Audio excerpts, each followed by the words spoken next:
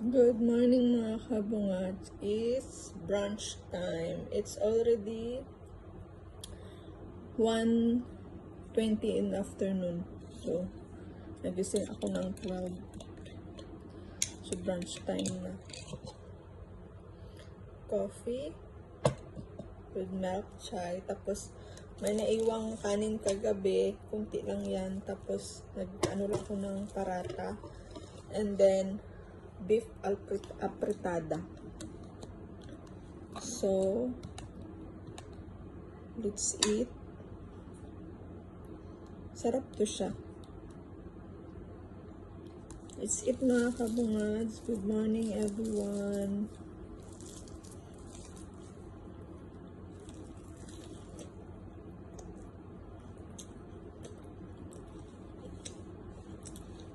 I'm not good today kasi graduation na ng anak ko bukas. Moving up ceremony na nila bukas. Hindi ko alam kung anong tawag yung moving up. Kasi dati sa amin, graduation, di ba? Sa grade 6. Naiiyak ako. Kasi, nung kinder 2 siya, graduation niya rin. Flight ko yun, papunta dito. October.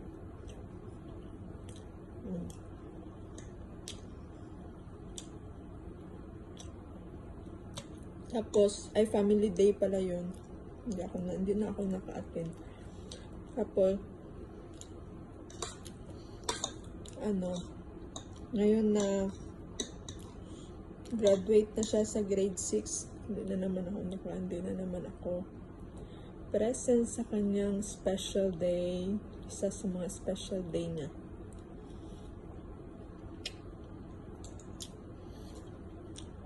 Nakakalungkot isipin, pero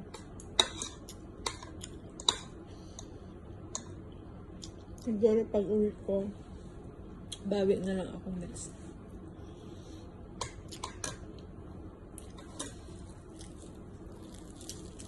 Hindi tayo pinalad na payagan. Hindi tayong magawa.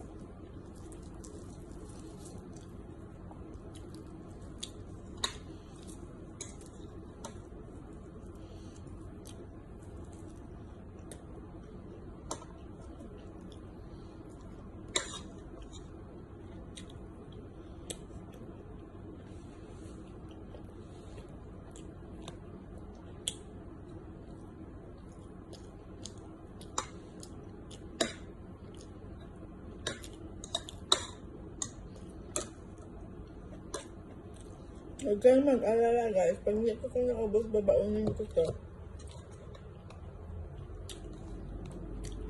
Sabihin na itong kutsara din sa bunganga, tapos ilagay dito, don't worry. Ito na lang, tsaka yung babaunin ko na konti na kanin. Kakainin ko yung doon sa shop. Yung mga 8 or 7 ng gabi.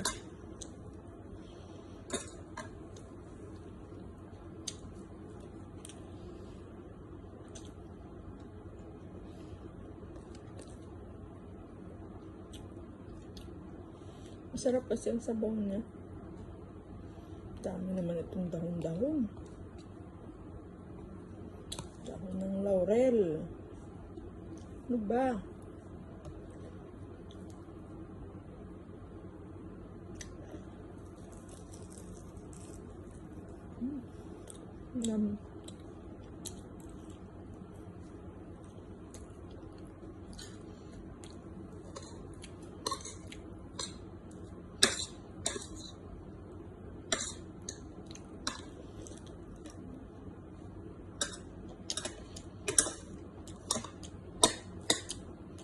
Ito na yung brunch time ko.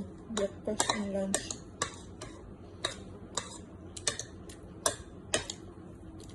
Sa tanghali na ako nagising.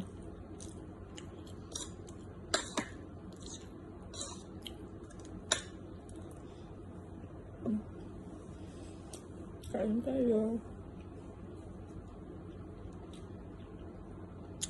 Ang sarap ng sabaw. Yung ano niya, sarsa niya.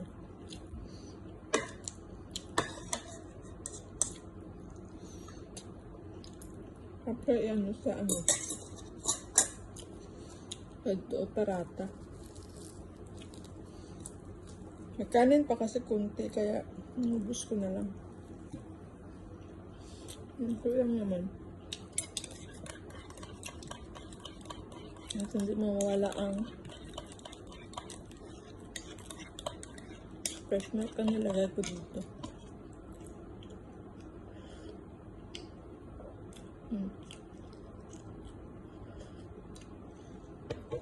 Huwag na ako.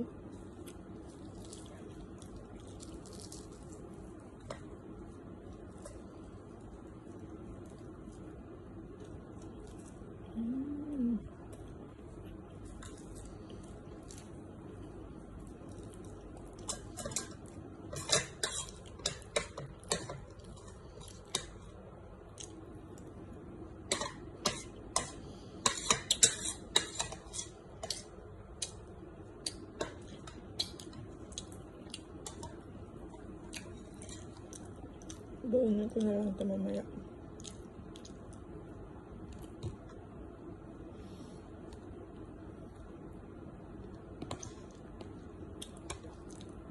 Sa kunti na lang. Sayang, baunin ko na lang ito.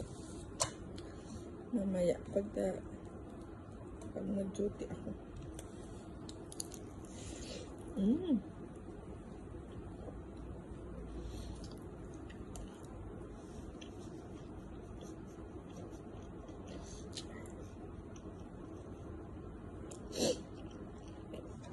Talagang nampak sa bunga nga.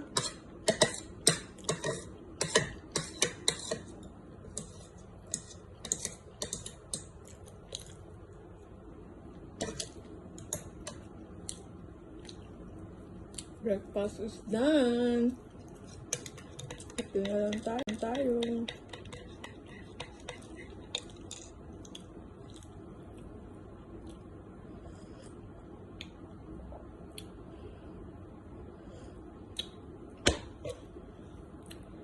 Kung gagawa ako ng a day in my life, boring ang buhay ko dito, mga kabungats dito sa Umalquin. Alam niyo kung bakit? Kasi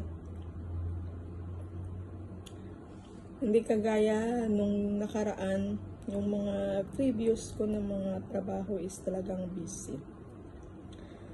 Dito kasi gigising ako ng mga alas 11, alas 10 ng umaga. Minsan alas 12 pa. Tapos, kung ano yung ulam, kung ano yung pagkain ng gabi, ganun din yung kakainin ko. Pero kung halimbawa, may tinapay, kape, may tinapay, yun lang. Kung ano yung ulam kagabi, yun din ang kakainin ko, babaunin ko. Ganun yan. Kaya boring ang a day in my life kung mag a day in my life ako kasi gising, kakain, tapos wala na. Mag-aantay na lang ako ng oras ko para papasok. Pagdating naman ng shop, uupo, magtitingin, mag-ano lang ng mga orders. Ganun lang kasi online kami. Kasi dito sa Umalquin wala masyadong dito. Hindi siya city. Siya talagang probinsya siya. Kaya mga tao dito hindi sila mahilig maglabas, magsapang, hindi kagaya doon sa Dubai, sa Sharjah ay talagang makakita ka talaga ng pag mo pa lang ng building, pagbaba or pag mo pa lang ng flat, yung may makikita ka ng supermarket, yung mga ganyan, shopping mall, yung ganun. Pero dito, wala. Malalayo ang mga dito. Ang kabihasnan. Meron naman maliliit na pero dyan sa harapan, hindi naman siya as in na parehas talaga sa syudad. Kaya boring ang buhay dito sa Amalfi. Mura lang ang ano dito. Ang kagandahan lang dito, kung introvert ka, pwede ka dito. Kasi walang ingay, walang traffic, yung oras mo hindi siya madali, hindi siya busy, kumbaga ganun, yung pagpunta mo ng pagising mo, yung relax lang, yung hindi ka nagmamadali kasi malilate ka na sa dito hindi. Iba talaga kasi nung sa Ashman ako nakatira, sa Sarda sa Dubai, iba talaga ang vibes. Kasi dun sa pa ako Ashman, nasa hospital ako nagtrabaho, tsaka yung sa tawag nito sa school, gigising ako sa school gigising ako ng alas 3, 3:30 gigising na kasi ang sundo ng ng driver is na sa waiting area. Kasi pag hindi ka pang iiwanan ka o mag-taxi ka, sarili mong bayad. Tapos busy, ganun. Madali lang ang oras kasi busy ka. Tapos pagod. Ganun din sa ospital kasi 12 hours ang duty namin. 6 to 6, 6 ng, kung halimbawa night shift ka, 6 ng gabi hanggang 6 ng umaga. Ganun din sa umaga, 6 ng umaga hanggang 6 ng gabi. Diba? Tapos kung 6 na naman, kung 6 ka ng alas 6 ka ng umaga ang duty mo, kailangan alas 4 pa lang gising ka na. Tapos ka pa, sikaso ka pa ng baon mo, ng mga kailangan mo para sa duty mo, ganun. Kasi ang sundo is alas 6:10 ang sundo, o maglalakad ka pa. Tapos kung alas 6 na naman ng alas 6 naman ng gabi ang duty mo, pang night shift ka naman, parang feeling mo yung paggaling mo ng duty,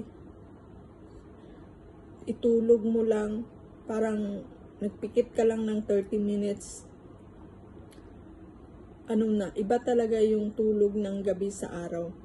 Kasi pag nag-duty ka ng night, tapos pag uwi mo ng bahay, mga 6, 7, ganun, na siya, yung kakain ka pa, diba? Mag-askaso ka pa. Tapos matutulog ka palagay natin, mga 9, 10, ganun. Parang nagpikit ka lang ng 20 to 30 minutes. Marinig mo na ang alarm mo ng kailangan alas 4 gising ka na or 5 gising ka na. Diba? Kasi ang sundo namin doon is 5:30 kasi mga 15 to 20 minutes lang naman ang takbo ng bus.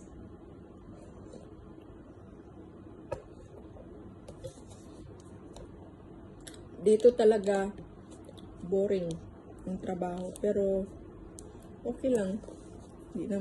Walang toxic, walang toxic na mga kasamahan kasi ako lang mag-isa sa shop. So ayun lang guys, ayun lang mga habungads. Thank you so much for watching my channel at maraming salamat dahil sinamaan nyo ako mag-brunch. Thank you so much at maraming salamat sa 3 subscriber ko. Sana madagdagan. Thank you so much guys. Thank you. Oh my God. Thank you for watching, mama. Bye-bye. Don't forget to like, share, and subscribe my channel, Zia and I. Thank you so much. Bye-bye.